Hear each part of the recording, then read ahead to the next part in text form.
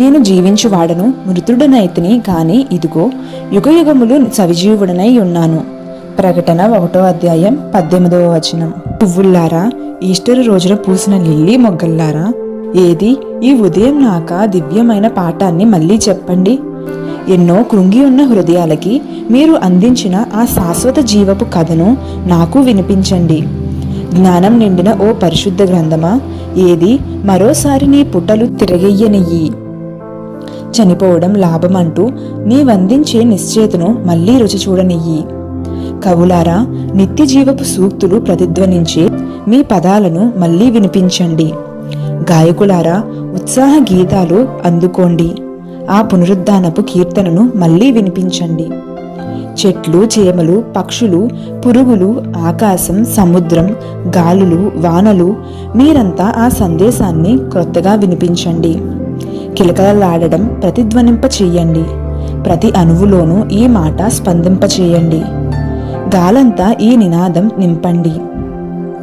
మళ్ళీ మళ్ళీ మళ్ళీ మళ్ళీ ఆశ నిశ్చేతగా మారేదాకా, నిశ్చేత అంతా ప్రత్యక్షతలో కేంద్రీకృతమయ్యేదాకా గానం చెయ్యండి. పౌలులాగా మనమంతా చావుకు ఎదురైనప్పుడు జయగీతాలతో, విశ్వాసపు స్థిరత్వంతో, పవిత్రతతో, పొంగి పొరలే వదనంతో అతిశయించేంత వరకు పాడండి. సమాధిదారులో మృతుణ్ణి మోసుకుంటూ శోకవదనాలతో మౌనంగా సాగే మానవుల్లారా, సమాధుల వంక ఈ రోజుకి చూడకండి కళ్ళెత్తి. దేవుని మహిమని కలకాలం కనుగొనండి. కన్నీళ్ల కాలం కదిలిపోయింది. పునరుద్ధాన పుష్పాలు పకపకమన్నాయి. హృదయాలు పులకరించాయి. గుడి గంటల పిలుపుకి బదులు పలికాయి.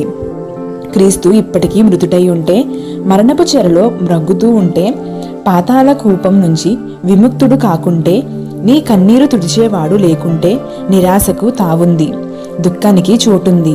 కాని లేచాడాయన, కట్లు తెంచుకుని మానండింక నిట్టూర్పులు ఇది గ్రహించుకుని.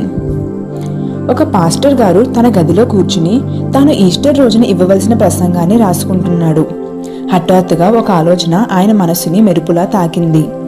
ప్రభువు ఇప్పుడు బ్రతికి ఉన్నాడు. ఒక్క గంతులో ఆయన కుర్చీలోంచి లేచి కాలు గాలిన పిల్లిలా అటూ ఇటూ పచార్లు చెయ్యసాగాడు. క్రీస్తు బ్రతికే ఉన్నాడిప్పుడు. ఒకప్పుడు ఉన్నవాడు కాడు ఆయన, ఇప్పుడున్నవాడు.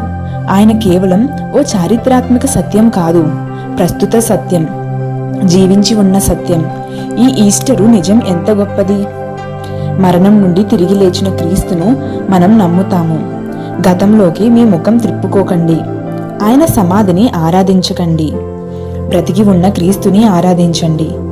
ఆయన సజీవుడు కాబట్టి మనం సజీవులం, ఎప్పటికీ సజీవులం.